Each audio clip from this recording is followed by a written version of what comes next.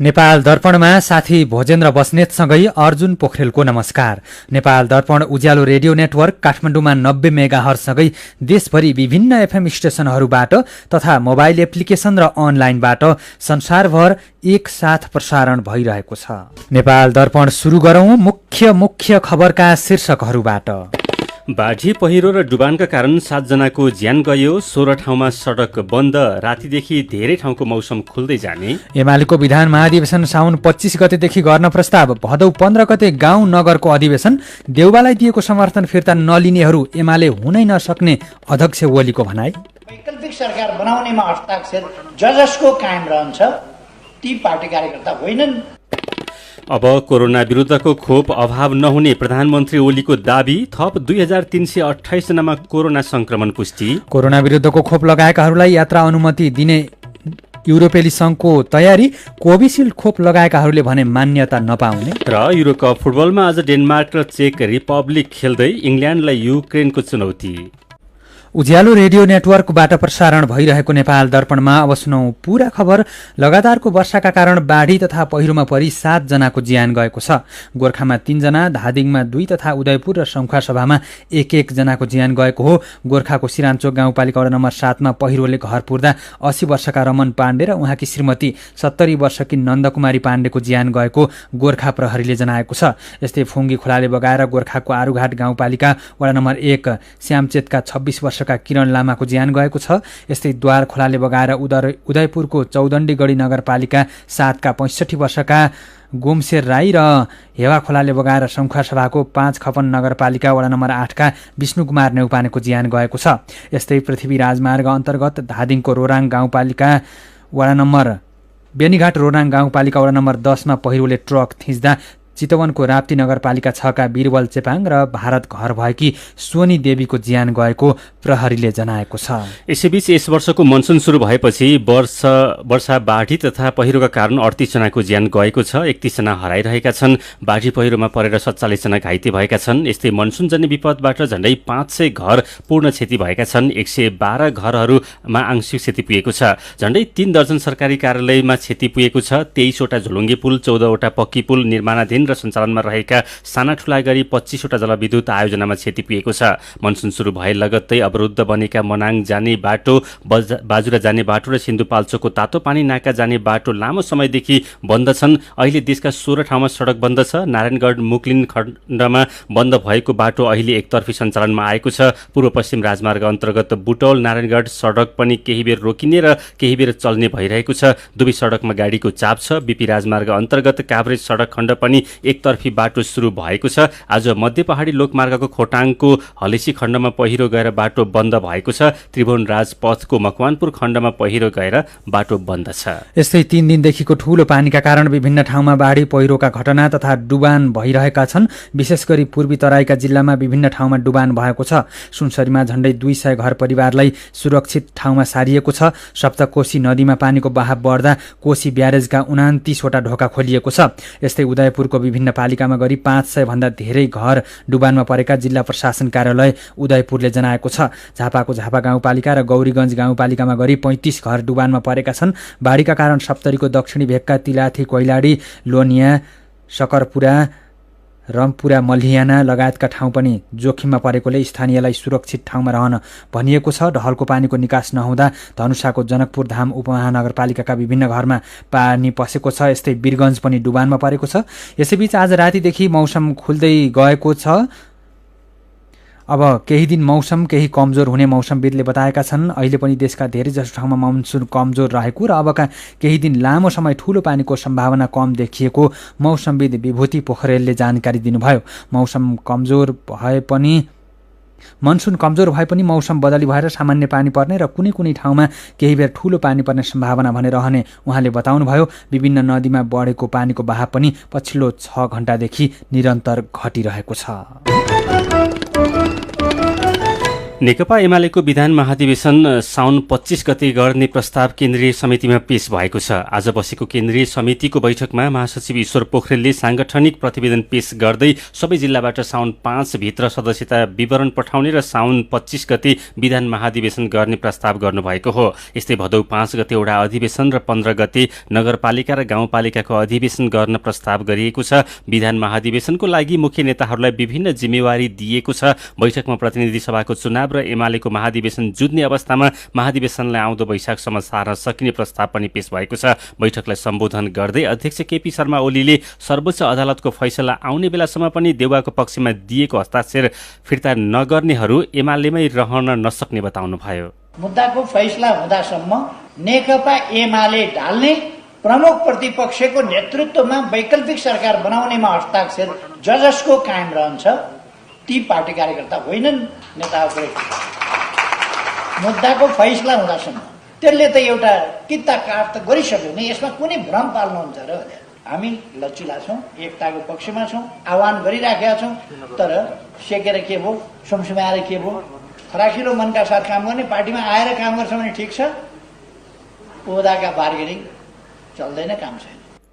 हिजोको बैठकमा सहभागी नभएको माधव नेपाल पक्ष आजको बैठकमा पनि उपस्थित भएन। काङ्ग्रेस सभापति शेरबहादुर देउवाको पक्षमा गरेको हस्ताक्षर सोमबार साँझभित्र फिर्ता लिन अध्यक्ष ओलीले निर्देशन दिए पनि नेता नेपाल पक्षले भने माग पूरा नभएसम्म हस्ताक्षर फिर्ता नलिने र बैठकमा नजाने अडान लिएको छ। नेता नेपालले आज विघटित संसदका सांसदहरूसँग सल्लाह पनि गर्नुभएको छ। एमालेलाई जेठ 2 मा जस्ताको तस्तै फर्काएर बैठक बोलाउन नेपाल पक्षको माग छ। यसैबीच नेपाली काङ्ग्रेसको क्रियाशील सदस्यता छानबिन समितिले असार मसान्तभित्र सम्पूर्ण काम सम्पन्न गर्ने जनाएको छ। देशैभरिका पालिकाहरूको वाडाबाट सिफारिस हुने क्रियाशील सदस्यमा उजुरी परेपछि छानबिन समितिलाई टुङ्गो लगाउन समस्या परेको थियो। छानबिन समितिका सदस्य एवं केन्द्रीय सदस्य श्यामप्रसाद घिमिरेले प्राप्त विवरणहरूलाई हेर्दा धेरै ठूलो समस्या नरहेको र तोकिएको समयमा छानबिन गरी विवरण सभापतिलाई बुझाउन सकिने बताउनुभयो। नेपाली काङ्ग्रेसको क्रियाशील सदस्य झण्डै 9 लाख पुग्ने अनुमान गरिएको छ। काङ्ग्रेसको संगठनमा क्रियाशील सदस्यलाई सक्रिय कार्यकर्ता मानिन्छ। काङ्ग्रेसको 14औं महाधिवेशन भदौ 16 देखि 19 गतेसम्म काठमाडौँमा गर्ने तालिका रहेको छ।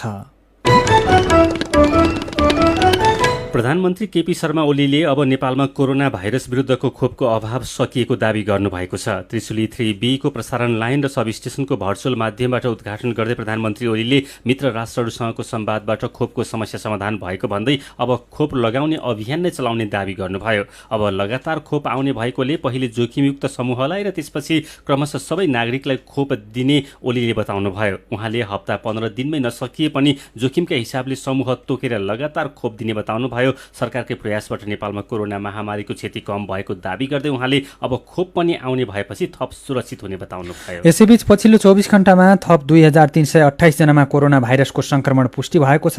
5837 जनाको PCR परीक्षण गर्दा 1527 जना र 4296 जनाको एन्टिजेन परीक्षण गर्दा 801 जना गरी 2328 जनामा संक्रमण पुष्टि भएको स्वास्थ्य तथा जनसङ्ख्या मन्त्रालयले जनाएको छ। नेपालमा अहिलेसम्म PCR विधिबाट गरिएको परीक्षणमा 6,43,580 जना र एन्टिजेन विधिबाट गरिएको परीक्षणमा 37,556 जनामा संक्रमण पुष्टि भएको छ। यस्तै पछिल्लो 24 घण्टामा 3,066 जना निको भएसँगै कोरोना संक्रमण मुक्त हुनेको संख्या 6,06,666 पुगेको छ। यस्तै थप 19 जनाले कोरोना संक्रमणबाट ज्यान गुमाएका छन्। ज्यान गुमाउनेको संख्या 9,198 पुगेको छ। अहिले नेपालमा कोरोनाका सक्रिय संक्रमितको संख्या 27,716 रहेको छ। यसैबीच चीनसँग सिमाना जोडिएका दोलखाका 2वटा गाउँपालिकाका बासिन्दालाई कोरोना विरुद्धको खोप लगाइने भएको छ। तिब्बतसँग सीमा जोडिएको बिगु गाउँपालिकाका 45 वर्ष माथिका र गौरीशंकर गाउँपालिकाका 40 वर्ष माथिका सबैजनालाई असार 25 देखि 27 गतेसम्म कोरोना विरुद्धको खोप लगाउन लागि हो। 2 गाउँपालिकालाई गरी 7200 मात्र भेरोसेल खोप प्राप्त भएको जिल्ला स्वास्थ्य कार्यालय दोलखाका प्रमुख अर्जुन पौडेलले जानकारी दिनुभयो। सीधा कुरा प्रश्न विचार यो हो उज्यालो रेडियो नेटवर्क काठमाडौँमा 90 मेगाहर्ज। नेपाल दर्पणमा मेरो पनि भन्नु छ सँगै खबरको सिलसिला बाँकी नै छ, सुन्दै गर्नुहोला। तपाईँ अहिले रेडियो मोबाइल एप्लिकेसन र अनलाइनबाट प्रसारण भइरहेको उज्यालो रेडियो नेटवर्कको नेपाल दर्पण सुन्दै हुनुहुन्छ।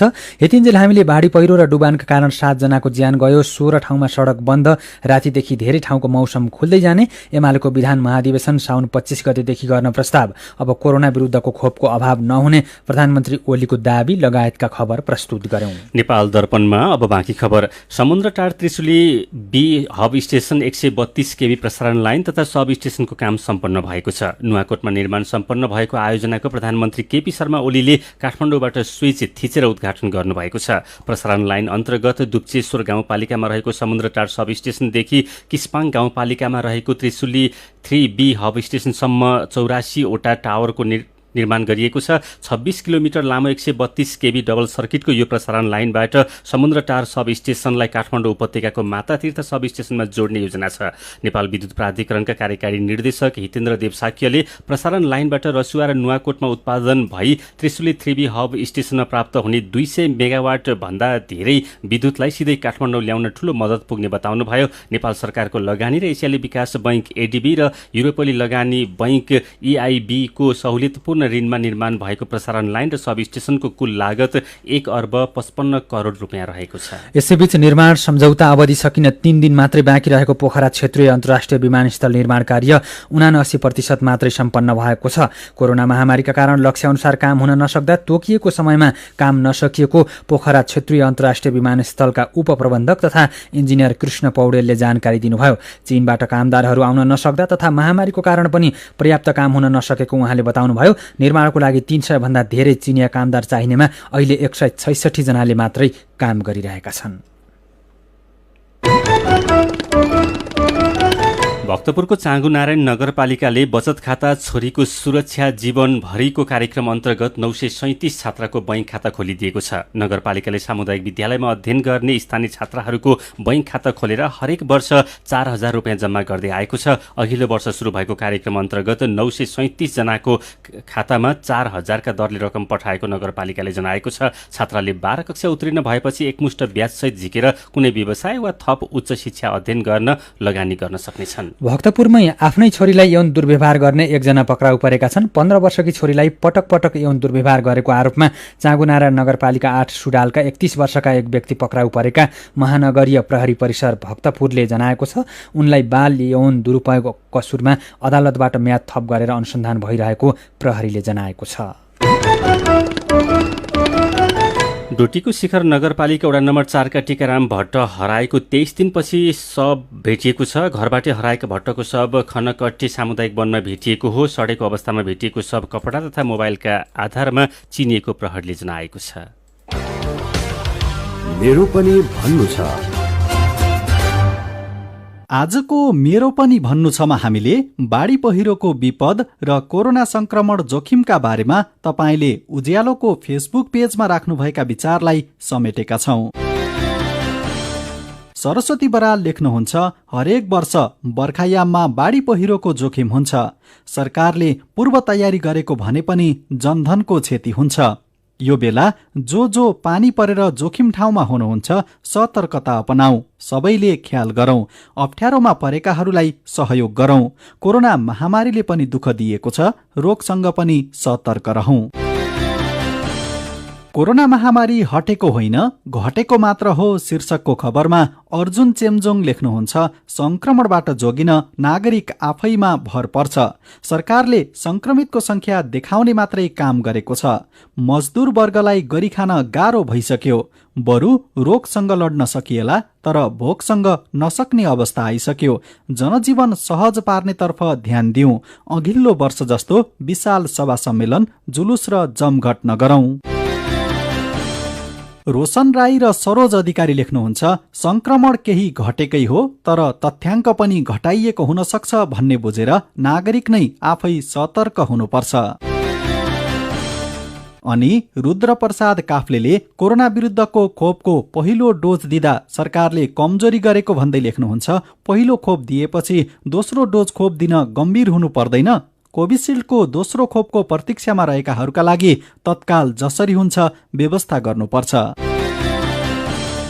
विचारका लागि तपाईँलाई धन्यवाद। मेरो पनि भन्नु छ। मेरो पनि भन्नु छ प्रस्तुत गर्दै हुनुहुन्थ्यो साथी मदन पौड्याल। सिधा कुरा प्रश्न विचार, यो हो उज्यालो रेडियो नेटवर्क काठमाडौँमा 90 मेगाहर्ज। नेपाल दर्पणमा रङ्ग दर्पणसँगै खबरको सिलसिला बाँकी नै छ, सुन्दै गर्नुहोला। विभिन्न रेडियो स्टेशनबाट मेचीदेखि महाकालीसम्म र मोबाइल एप्लिकेशन तथा अनलाइनबाट संसारभरि एकसाथ प्रसारण भइरहेको नेपाल दर्पणमा तपाईंलाई फेरि स्वागत छ। नेपाल दर्पणमा अब विदेशको खबर। युरोपेली संघले कोरोना भाइरस विरुद्धको खोप लगाएकाहरूलाई यात्रा गर्न दिने भएको छ। खोप लगाएका व्यक्तिहरूको आवाज जावतबाट भाइरस फैलने जोखिम कम हुने निष्कर्षसहित संघले कोरोना विरुद्धका खोप लगाएकाहरूलाई युरोपमा यात्रा गर्न दिने निर्णय गरेको समाचार संस्था सिन्हुवाले जनाएको छ। तर संघको चिकित्सा सम्बन्धी कार्यालयले भारतमा उत्पादन भएको कोभिसिल्ड लगायतका केही खोप लगाएकाहरूलाई विश्वास गर्न नसकिने बताएको छ। युरोपेली चिकित्सा कार्यालयले भारतमा उत्पादन भएको खोप लगाएकाहरूलाई युरोप प्रवेशमा अनुमति नदिन युरोपेली आयोगलाई सिफारिस समेत गरेको छ। अमेरिका, बेलायत र युरोपेली देशहरूमा बनाएको खोप लगाएकाहरूलाई मात्र युरोप प्रवेशका लागि अनुमति दिएमा मात्रै युरोपमा कोरोना भाइरसको संक्रमण थप फैलन कम हुने युरोपेली संघको भनाइ छ। युरोपेली आयोगको निर्णयसँगै भारतमा उत्पादन भइरहेको कोभिसिल्ड खोप प्रतिको विश्वसनीयता र उपयोगितामा आशंका उत्पन्न भएको छ। नेपाल दर्पणमा अब केही खेल खबर। A division league club New Road Team NRT को मुख्य प्रशिक्षकमा राजुकाजी साक्य नै दोहोरिएका छन्। एनआरटीले आज साक्यलाई मुख्य प्रशिक्षकमा निरन्तरता दिने सम्झौता गरेको हो। आउँदो असोज 3 गतेदेखि हुने ए डिभिजन लीगमा साक्यको नेतृत्वमा क्लबले अब्बल प्रदर्शन गर्ने अपेक्षा गरिएको एनआरटीले विज्ञप्ति मार्फत जनाएको छ। एनआरटी 4 पटकको ए डिभिजन विजेता हो। क्लबले आजै 2 जना अफ्रिकन खेलाडीलाई टिममा अनुबन्ध गरेको छ। मसुके ओलुमो र स्टेफन समीरलाई अनुबन्ध गरिएको क्लबले जनाएको छ। युरोकप फुटबलको दोस्रो क्वार्टर फाइनलमा आज चेक रिपब्लिक र डेनमार्क तथा इङ्ल्यान्ड र युक्रेन खेल्दैछन्। डेनमार्क र चेकको खेल राति पाउने 10 बजे अजरबैजानको बाकु ओलम्पिक मैदानमा सुरु हुनेछ। चेक रिपब्लिकले नेदरल्यान्ड्सलाई 2-0 गोलले हराएर अन्तिम 8मा ठाउँ पक्का गरेको हो भने डेनमार्कले वेल्सलाई 4-0ले हराएर युक्रेनसँगको भेट पक्का गरेको हो। यसै राति पाउने 1 बजे हुने खेलमा इङ्ल्यान्ड र युक्रेनले खेल्दैछन्। खेल इटलीको रोममा रहेको ओलम्पिकको स्टेडियममा हुनेछ।